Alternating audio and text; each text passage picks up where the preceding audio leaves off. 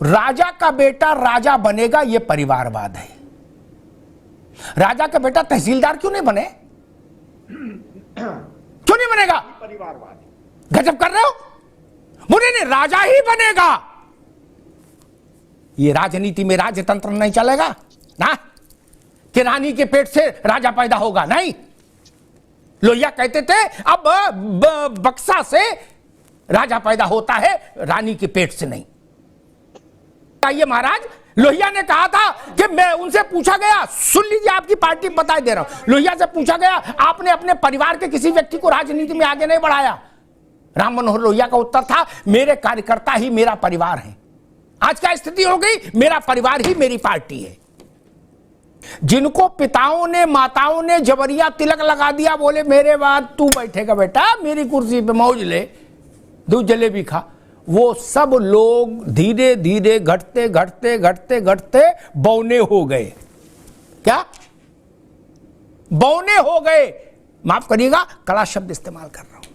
जय श्री राम दोस्तों, अगर आप इस चैनल पर नए आए हैं तो इस चैनल को लाइक और सब्सक्राइब जरूर कीजिए, क्योंकि इस चैनल पर हमेशा देश विरोधी और हिंदू विरोधियों की बैंड बजाई जाती है। जैसा कि दोस्तों आपको पता होगा, ये जितनी राजा टाइप खानदान की पुश्तैनी जो पार्टियां हैं, आजकल इनका अस्तित्व तो सही नहीं चल रहा है। इस पर जमकर बैंड बजाया है अमिताभ अग्निहोत्री ने। देखिए आप इस डिबेट। जो बात किदवई साहब ने कही ना,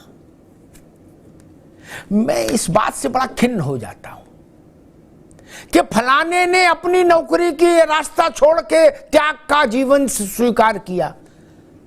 अरे भाई साहब, ऐसा त्याग तो सबको नसीब हो। नौकरी में क्या मिलता? 1,50,000 2,000, बहुत काबिल तो है नहीं कि कोई IIM के टॉपर हो। ये भी वो भी क्या करते? 2 लाख रुपया महीना। आज 2 लाख रुपया रोज खर्च करो, 4-4, 5-5 करोड़ की गाड़ियां हैं, महल हैं। कैसा इंद्र का वैकुंठ, बिल्कुल इंद्र की सभा जैसा जीवन है। और किदवई साहब बता रहे कि वो जैसे देश की आजादी के लिए शहीद होने आए हो लोग। नहीं ना, नौकरी में क्या कर लेते? मैं समझ नहीं पा रहा, ये सब लोग, जयंत चौधरी हो, अखिलेश जी हो, आकाश आनंद हो, जितने भी लोग हैं, ये सब लोग, या उससे पहले अजीत सिंह रहे हो, ये लोग मान लीजिए नौकरी करते तो क्या तनख्वाह पाते और क्या जलवा पाते? ये जो राजत्व है, जो वैभव है, जो दिग्विजयी वैभव है, हाहाकारी भौकाल है, ये तो नहीं मिलता कहीं। प्रधानमंत्री की बेटी प्रधानमंत्री होगी, प्रधानमंत्री मां प्रधानमंत्री है तो बेटा प्रधानमंत्री होगा। इसको धर्मार्थ कहेंगे, परमार्थ कहेंगे? नहीं अमिताभ भाई, बात पूरी हो जाए ना तो परिवारवाद की परिभाषा। आपने एक सवाल उठाया ना, एक नई परिभाषा दी, मैंने उस पर एक प्रश्न खड़ा कर दिया। वो आपके लिए हो। राजा का बेटा राजा बनेगा ये परिवारवाद है। राजा का बेटा तहसीलदार क्यों नहीं बने? क्यों नहीं बनेगा? परिवारवाद। गजब कर रहे हो। मुझे नहीं, राजा ही बनेगा।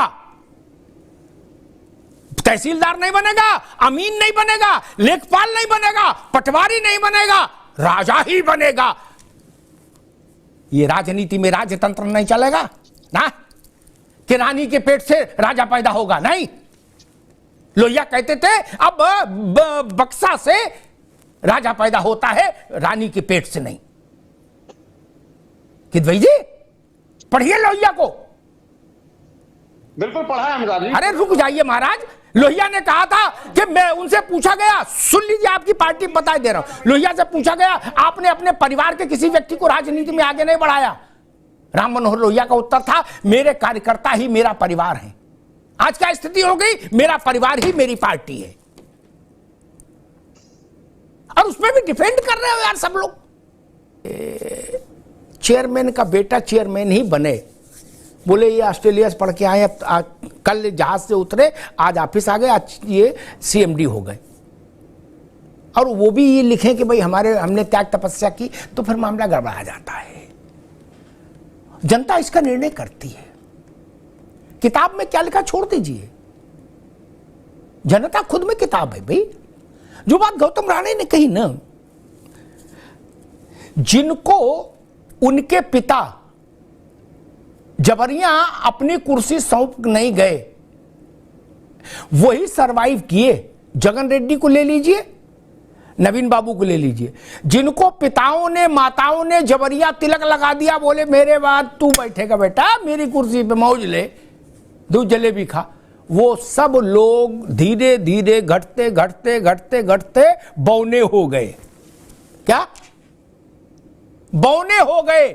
माफ करिएगा कड़ा शब्द इस्तेमाल कर रहा हूं। चौधरी चरण सिंह, बहुत समय नहीं बीता, चौधरी चरण सिंह हिलाल भाई 8 राज्यों के नेता थे, 8 राज्यों के, ठीक। उनके दरबार में देवीलाल, कर्पूरी ठाकुर, शरद जोशी ऐसे लोग बैठते थे, और मुलायम सिंह और शरद यादव जूनियर उसमें रहते थे। क्या वो चरण सिंह जबरिया अपनी विरासत अजीत सिंह को दे गए, बोले मेरे बाद छोटा चौधरी ये, तो क्या स्थिति बनी?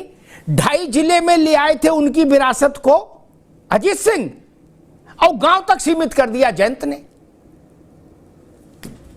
ये ना विकास किया, विरासत का विकास ये किया ना। जिनको पिता मां दे गए वो कोई नहीं संभाल पाए, वो अच्छे वेल्थ मैनेजर भी साबित नहीं हुए गौतम राणे जी।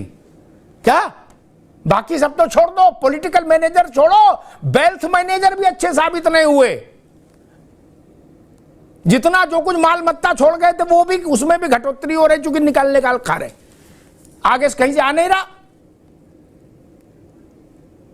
भाई। इनकमिंग बंद है, आउटगोइंग चल रहा है, तो फिर कैसे चलेगा? यही स्थिति है ना, सच्चाई तो यही है।